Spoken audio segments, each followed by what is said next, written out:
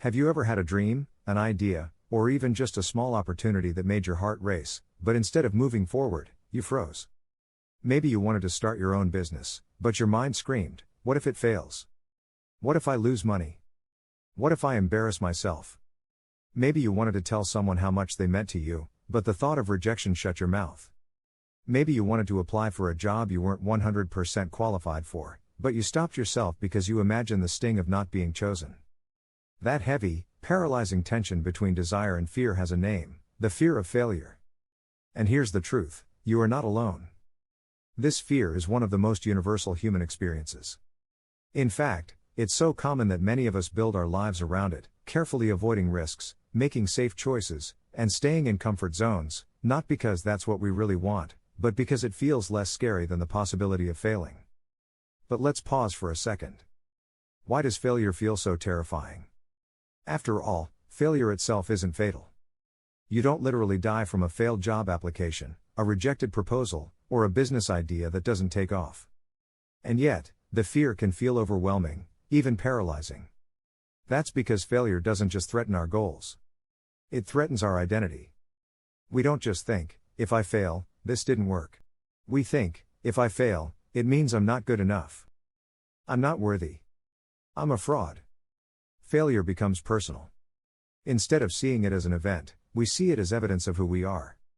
And that makes the risk feel unbearable. The deeper psychology behind fear of failure. To understand this fear, we have to go deeper.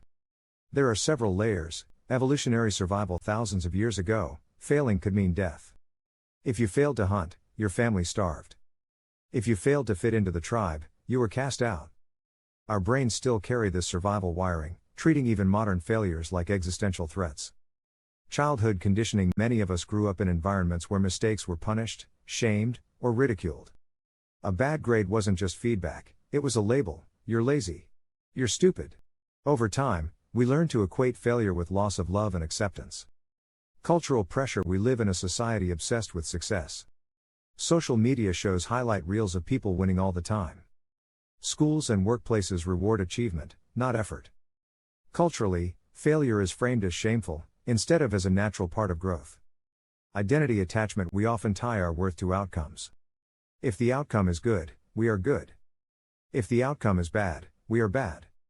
This attachment makes failure feel like proof that we are broken. The paradox of admiration. Here's the paradox: the people we admire most, athletes, entrepreneurs, artists, leaders, are not people who never failed. They are people who failed repeatedly, learned, and kept going. Think about any inspiring story you've ever heard. At its core, it's usually about someone facing setbacks, doubts, and failures, and still moving forward. So why do we admire it in others but fear it so much in ourselves? Because when we watch someone else fail, we see growth. But when we imagine ourselves failing, we see shame. What we'll explore in this video. We're going to explore why we fear failure so deeply. The hidden costs of letting that fear control us. How to completely redefine failure so it no longer paralyzes you. Real stories of people who turned failure into growth. Practical tools you can use to move forward boldly, even when you're scared. Because here's the truth: failure isn't the opposite of success. Failure is part of success. And if you can redefine it, you can finally step into the risks that matter most. The hidden costs of fear. At first glance, avoiding failure feels safe. If you don't try, you can't fail. If you don't risk rejection, you won't be hurt. If you don't put yourself out there, nobody can laugh at you. And in the short term, that logic makes sense. But here's the danger: while fear may protect you in the moment, it quietly steals from you in the long run. Let's look at the hidden costs of letting fear of failure run your life. 1. Missed opportunities. The most obvious cost is lost opportunities. Every time fear stops you, you lose a chance that may never come back.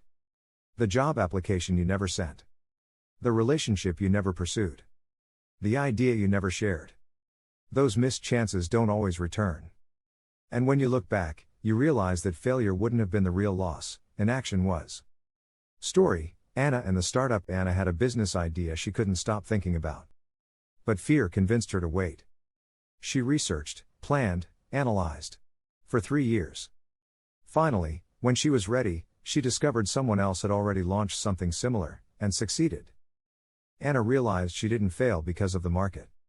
She failed because she never started. 2. Living in a smaller box. Fear of failure shrinks your world. Instead of chasing dreams, you settle for what feels safe. You stay in jobs you've outgrown, in routines that drain you, in comfort zones that keep you stagnant. You tell yourself, at least I won't fail.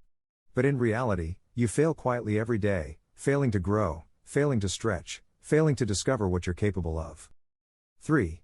Loss of confidence. Here's the paradox: we often think avoiding risks will protect our confidence. But the opposite is true. Confidence doesn't come from avoiding challenges. It comes from facing them, surviving them, and realizing, I can handle this. When you avoid risks, you never get that experience. Slowly, your confidence erodes. You start doubting yourself more. The fear grows stronger. The cycle deepens. 4. Regret. One of the most painful costs of fearing failure isn't in the present, it's in the future. Research with people at the end of their lives shows this over and over. What they regret most is not what they tried and failed at, but what they never dared to try. The business idea. The relationship. The dream. The adventure.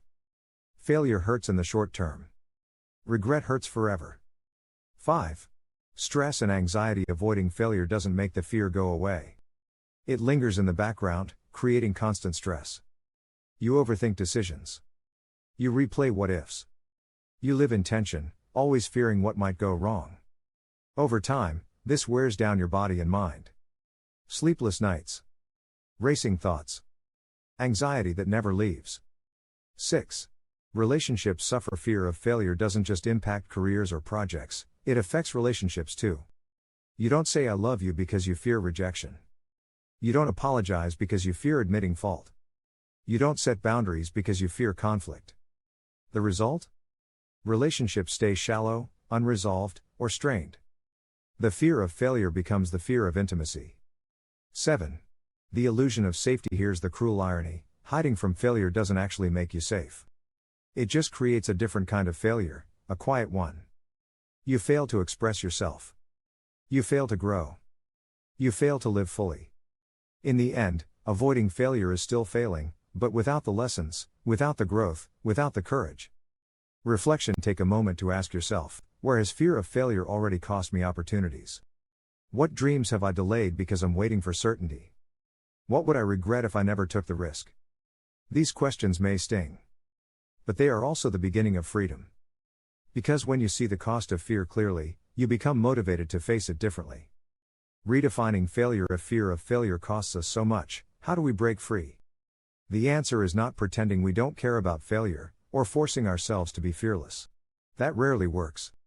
The real solution is to redefine what failure actually means. Because failure itself is not the enemy. The meaning we attach to it is. 1. Failure equals data, not verdict. Most of us treat failure as a verdict, a stamp of not good enough. But failure is not a verdict. It's data. Every attempt gives you feedback: what worked, what didn't, what to try differently. This is how scientists work. They don't label an experiment as failure. They call it results. Even if the hypothesis was wrong, the data still moves them forward. What if we treated life the same way? Instead of I failed, we could say, I gathered information. 2. Failure equals proof of courage. Failure means you tried. It's evidence that you were in the arena, not sitting on the sidelines. The only people who never fail are the ones who never risk. But is that really safety? Or is that a different kind of failure, a silent one? Every time you fail, it proves one thing: you were brave enough to try. 3. Failure equals growth. Think back to childhood. You learn to walk by falling. You learn to ride a bike by wobbling and tipping over. You learn new skills by making mistakes. Failure is how humans grow. Yet somewhere along the way, we forgot that. We started labeling mistakes as shame instead of growth. But look closely, every person you admire, athletes, musicians, leaders, grew through failure. Not around it, but through it. 4. Failure equals redirection. Sometimes failure isn't a wall. It's a compass. The job you didn't get made space for something better. The relationship that ended freed you for someone healthier. The project that collapsed opened time for a new idea. Failure doesn't always mean wrong path. Sometimes it means not this path, Not yet. 5. Famous stories. Thomas Edison, over 1,000 attempts before creating the light bulb. He said, "I have not failed. I've just found 1,000 ways that won't work." Oprah Winfrey, fired from her first television job and told she wasn't fit for TV.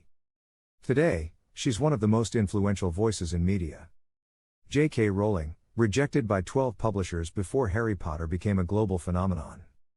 Michael Jordan, cut from his high school basketball team. Later called failure the reason I succeed. These aren't stories of people avoiding failure. They're stories of people using failure as fuel. 6. The failure resume. Some people keep what they call a failure resume. It's a list of all the times they were rejected, turned down, or fell short.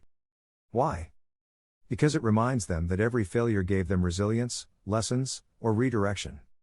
It reframes failure from something to hide into something to honor. 7. The paradox. Here's the paradox: the more you avoid failure, the weaker you become. The more you face failure, the stronger you become. Failure is like lifting weights. It feels heavy at first. But each rep builds muscle. Over time, what once crushed you becomes manageable. 8. New definition. So here's a new way to define failure. Failure is not falling short. Failure is refusing to try. Failure is not rejection. Failure is silence. Failure is not loss. Failure is lessons you never allowed yourself to learn. When you redefine failure, it no longer paralyzes you. It becomes a stepping stone. A teacher. A sign that you are alive, moving, and growing. And once you see failure in this light, fear begins to lose its grip. Practical tools. Redefining failure in your mind is powerful, but it becomes truly life-changing only when you practice it. Let's explore practical ways to move from fear into bold action, even when failure feels close. 1. Change the language. Words matter. The way you describe experiences shapes how you feel about them.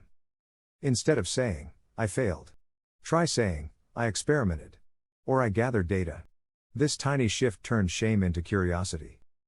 It reminds you, failure isn't a dead end, it's feedback. 2.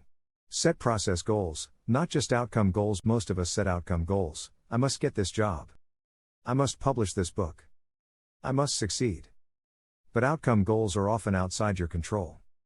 Someone else decides whether to hire you. Publishers decide whether to accept your work. Instead, set process goals. I'll apply to 5 jobs this week. I'll write 500 words a day. I'll reach out to 3 potential clients. Process goals guarantee success through effort, regardless of the outcome. Every step forward is a win. 3. Build failure resilience. Failure feels less scary when you face it, often in small doses. Think of it as exposure therapy. Try this: speak up once in a meeting. Share a creative idea online. Try a new hobby without worrying about skill. Each small risk builds resilience. Slowly, your tolerance for failure grows, like a muscle getting stronger. 4. Rehearse the worst-case scenario. Fear thrives in vagueness. The what-if loop grows bigger the more undefined it is. Next time you're afraid, write down the actual worst-case scenario. Ask yourself, if I fail, what realistically happens? Could I recover? What support or backup plan could help? Most of the time, you'll realize the worst isn't as catastrophic as your brain suggests. Naming the fear shrinks it. 5. Celebrate attempts. Most people celebrate wins. Few celebrate attempts. But if you only celebrate outcomes, you'll stay afraid of failure. Create a courage calendar. Every time you try, regardless of result, mark it down. Sent the application? Mark it. Pitched the idea? Mark it. Shared your art? Mark it. Over time, you'll see a calendar full of courage. That builds pride and momentum. 6. Rewrite past failures. Pick one moment in your life you've labeled as a failure. Then rewrite the story. Ask, what did I learn? What strength did this experience give me? How did it redirect me to something better? This reframing transforms failure from a scar into a stepping stone. 7. Share your failures. Connection grows when we're honest, not perfect. Try sharing a recent failure with a trusted friend, colleague, or community. Notice how the fear shrinks when you bring it into the open. Often, you'll discover others have failed too, and survived. Story: Clara the entrepreneur. Clara dreamed of owning her bakery. Her first 2 attempts failed, recipes flopped, Customers left, money was lost. She almost gave up. But instead of quitting, she reframed each failure as tuition. She asked, "What did this teach me?" Attempt 3, she adjusted everything, and her bakery thrived. Clara says, "Failure wasn't the opposite of success. It was the tuition I paid to earn it." 8. Redefine strength. Strength is not never failing. Strength is failing, learning, and trying again. The strongest people aren't those who avoid risks. They're the ones who take risks, fall, and rise stronger. Failure is not the end. Failure is part of the journey. The real danger is not falling, it's never leaping. The regret of not trying weighs heavier than the sting of trying and failing. So this week, pick one thing you've been avoiding out of fear. Apply anyway. Ask anyway. Start anyway. Because the only true failure is never trying. If this resonated with you, write one word in the comments: courage. And in the next video, we'll talk about resilience, how to bounce back stronger after setbacks.